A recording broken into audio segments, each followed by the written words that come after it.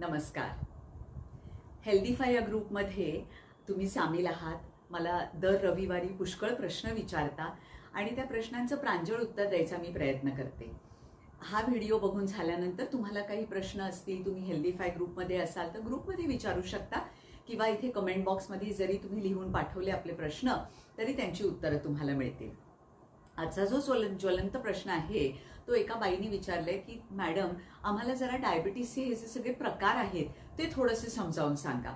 Type 2 diabetes म्हणजे नेमकं काय काय होतंय आमच्या शरीरामध्ये? आम्ही इन्सुलिनची पानं खातो, काही लोक कांद्याचा रस खातात, काही लोक इतर काही भेंडी पाण्यात घालून तसं करतात, पनीर फूल म्हणून काहीतरी आलंय, त्यांनी खरंच का शुगर कमी होते वगैरे, काय आहे हे एक्झॅक्टली?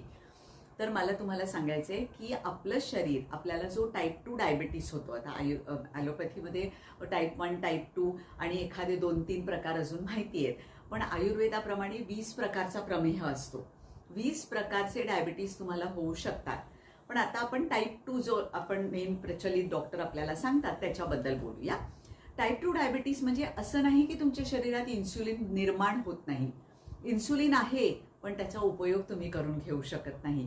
तुमच्या शरीराची रचना अशी झालेली आहे की ते एक्स्ट्रा इन्सुलिन पण बनतंय शरीरामध्ये, पण त्याचा वापर करून घेऊ शकत नाही. आता आपल्या शरीरामधनं साखरेचा निचरा आपल्या मांसपेशींमधनं पण होत असतो, पण त्याच्यासाठी व्यायाम करायला पाहिजे. नुसता घाम आला तर साखरेचा निचरा होत नाही. तो फोर्सिबली शरीरातनं जेव्हा व्यायामाच्या रूपाने पाठवला जातो तेव्हा त्याच्यातनं साखरेचा निचरा होतो. म्हणून टाईप 2 डायबिटीसमध्ये व्यायामाचं एकमेवाद्वितीय महत्व आहे. म्हणजे होतं असं की आपलं डाएट हल्ली कार्बोहायड्रेट प्रधान झालंय. भाताचे डोंगर, पोळ्यांची चळक, सकाळी पोहे, उपमा, साबुदाण्याची खिचडी, जे सगळे पदार्थ साखरेमध्ये रूपांतर होतात तेच आपण खातोय. ते पचवायला शरीराला जर 10 ml इन्सुलिन समजा पाठवायचे, शरीर नेहमी थोडंसं एक्स्ट्रा पाठवतं. 15 ml पाठवलं, 10 ml वापरलं गेलं, 5 mlचं होतं काय?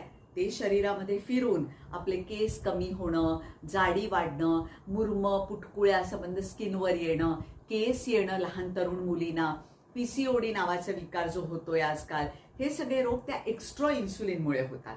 अनेक वेळा इन्सुलिन आपण पचवू शकत नाही. मग ते जे इन्सुलिन आहे ऑलरेडी आलेलं, मी म्हटलं जसं 15 ml, त्याचा वापरच करू शकत नाहीये शरीर. मग 15 ml शरीरामध्ये सर्क्युलेट होत आहे. म्हणूनच जर तुम्हाला टाईप 2 डायबिटीस असेल तर आजच व्यायामाची सुरुवात करा.